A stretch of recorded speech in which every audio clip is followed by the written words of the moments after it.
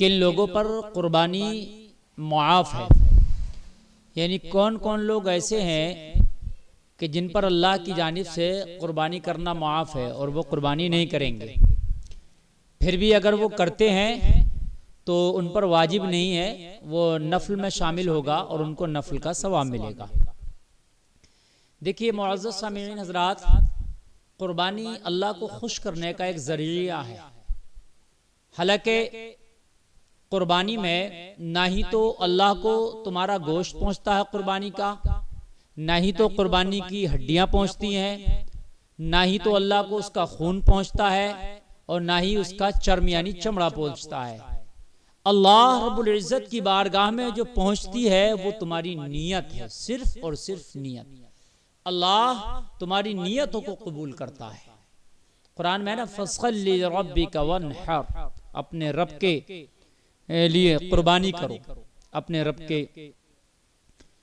अब रब के नाम से हम कुर्बानी कर रहे हैं, रब को राजी करने के लिए कुर्बानी कर रहे हैं, तो उसके अंदर दिखावा नहीं होना चाहिए। बहुत से लोग कुर्बानी में दिखावा बहुत करते हैं, मेरा जानवर सबसे अच्छा है, या मेरा जानवर देखो बहुत ज्यादा कीमती है, तो पूरे महल्ले पूरे खानदान में उसकी कीमत बताए घूमता है कि मेरे जानवर सबसे ज्यादा कीमती है। किसी को दिखाना मकसद ना हो, रियाकारी मकसद ना हो, अल्लाह की खुशनूदी मकसद हो। कितने का जानवर लाए हो आप, कितने का ना लाए हो, इसका वजाहत करना, एडवर्टाइज करना, लोगों में जाहिर करना ये जरूरी नहीं है, बल्कि इससे गुरेज करना चाहिए। आप जानवर खरीद के लाए, खूबसूरत होना चाहिए, फरबा होना चाहिए, अच्छा होना चाहिए, लेकिन वो नुमाइश के लिए ना हो, वो लोगों में बढ़तरी हासिल करने के लिए ना हो, वो नामो नमूद की खातिर ना हो और अपने नफ्स के लिए ना हो। क्योंकि अल्लाह जो है वो सिर्फ तुम्हारी नियतों को देखता है।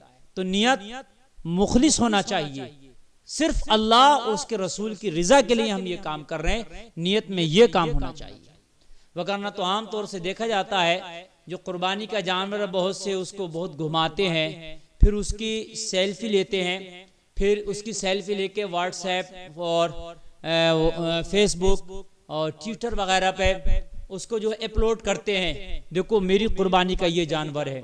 तो अल्लाह के लिए इससे गुरेज करें, ना ही तो कुर्बानी से पहले, ना कुर्बानी होते वक्त, ना कुर्बानी के बाद उसके गोश्त की कोई भी सेल्फी, कोई भी फोटोज, कोई भी पिक्चर आप किसी भी नेट के जो है ऐप पर उसको अपलोड नहीं करें। इससे आप गुरेज करें, इसलिए कि आपको दिखाना मकसद नहीं है, सिर्फ अपने रब को राजी करना मकसद है। तो रब दिखाने से नहीं राजी होता, रब तो छिपाने से राजी होता है। तो जिन पर कुर्बानी वाजिब है, अल्लाह का जिन पर हुक्म है कि कुर्बानी करें, उनको चाहिए कि वो कुर्बानी इस तरीके से करें जैसे मैंने बताया।